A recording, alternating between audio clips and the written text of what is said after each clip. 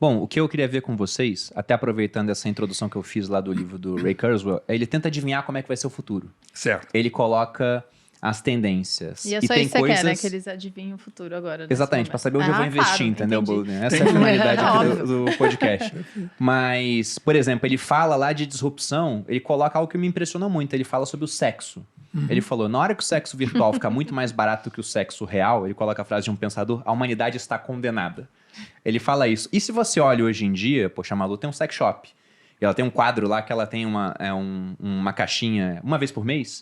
Não, a cada 2 semanas. Que é Me Conte um Segredo, que acabou indo pra esse lado mais do sexo. E lá, a quantidade de mulheres que reclamam dos maridos, porque o cara só quer Não fazer quer com ele transar. mesmo, entendeu? Umas coisas assim, eu falo, cara, já tá acontecendo o que ele falou que ia acontecer lá atrás. E isso porque não tem uma experiência imersiva no metaverso, com uma roupa, com contato. Imagina quando chegar nessa era.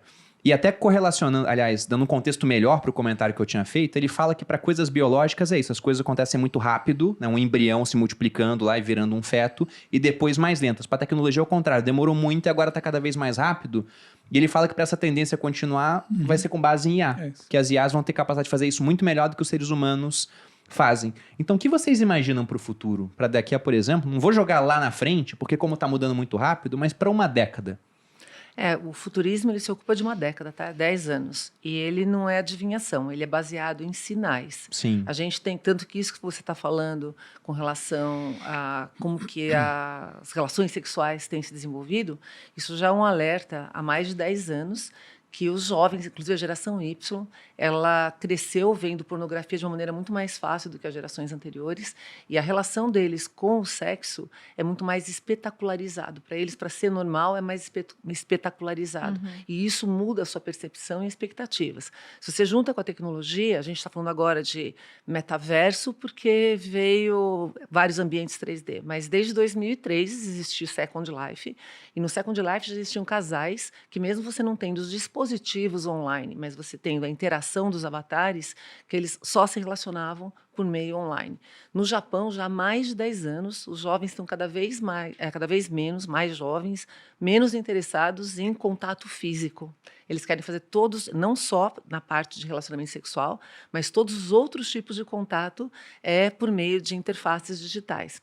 Então, a gente tem esse caminho. Agora, se a gente for pensar em sementes de futuro, porque o futurismo funciona assim, a gente vê sinais, e a gente pega pessoas que estão relacionadas com aquela área, que veem sinais diferentes, para juntos entendermos como esses sinais podem evoluir. Vou dar um exemplo para você. Você pega uma notícia, que nem em 2018, de um japonês que ele estava deprimido e ele casou com um holograma de IA. Tá? E era uma personagem, né? E ela era alimentada por IA. E esse cara depois declara, eu li a matéria, que ele estava... a depressão passou e que ele estava feliz com aquele casamento. Isso é um sinal, é uma notícia que quando você vê, fala, meu Deus, o mundo mudou. O que isso traz para a gente de caminhos possíveis? Com certeza a gente vai ter a ascensão dos seres digitais com a gente. Isso pode ser muito bom para um lado, porque você tem suporte emocional, você tem alguns tipos de benefícios, mas isso pode ser péssimo, que você começa a não ter mais relacionamentos com outros humanos. Então, esses cenários... Reprodução, né, gente? Reprodução. Senão Mas a gente vai ser igual os pandas. Então, mas que tem que obrigar a transar para poder reproduzir. Não, mas você viu, reprodução já existem protótipos, você não precisar mais ter relacionamento para ter reprodução daqui para frente, quem não quiser. Ou seja, uma coisa que eu tenho certeza, inclusive tem um outro pensador que eu amo, que é o Ian Pearson, ele fala o seguinte, hoje nós somos Homo sapiens sapiens. A gente está entrando com robôs, com bactérias, tem uma outra tecnologia que chama CRISPR, que é de mapeamento e edição genética. A gente começa a misturar uma espécie com outra, a gente pode se editar, etc. Que a gente, em algumas décadas, deve ter várias espécies mistas no planeta. A gente não vai ser aquilo que o Walter falou, né? Que nunca vai ser mais o que era antes. A gente está indo para um caminho transhumanista, cada vez mais o transhumano misturado com tecnologia, edição genética, é uma outra coisa. O que vai ser, a gente não sabe, mas vai ser bem diferente do que a gente tem aqui agora. Existem várias teorias que a gente pode explorar daqui a pouquinho.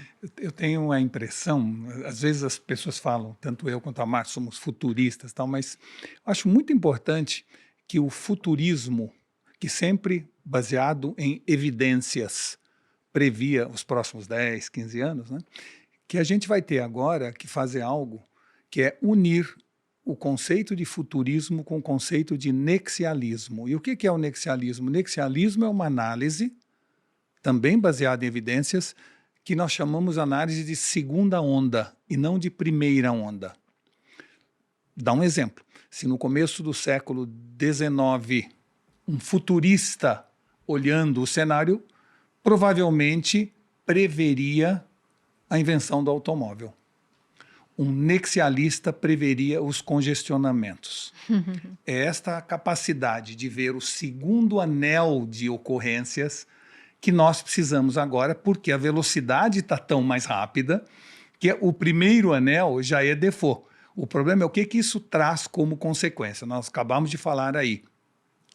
A redução do sexo, necessariamente na nossa visão atual, pode ser ou significar a redução do volume de seres humanos e, portanto, uma entropia, não é?